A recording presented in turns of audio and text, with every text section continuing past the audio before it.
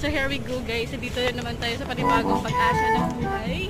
So there we go, ano ba yung nalalaman mo sa ating training ngayon? Anong ginawa nyo? Marami yung mga exercise na Tingnan parang mo kasi parang ano mo na eh, parang nag-flash ka na. blush, putla na talaga ito, hindi ito blush. Look at dati ni Japor siya guys. Punta kami na ano ngayon. Sino yan? Sino yan? Yung mga kasabats ko. Yung mga kabats kong nag-a-attempt na magpakamatay. Yun yung mga kabats ko. Ano ra ka? Ay, ba? 9 plus over so tagal. Pagod na ako ng pagkakas, nakalakad na ako. Parang nakulangan ako sa exercise natin kanina. Sa sakit na ako. Okay, okay. So napalangan daw siya, Sir Mark. Ako yung nasa gitna kanina na parang mahimatayin na ako.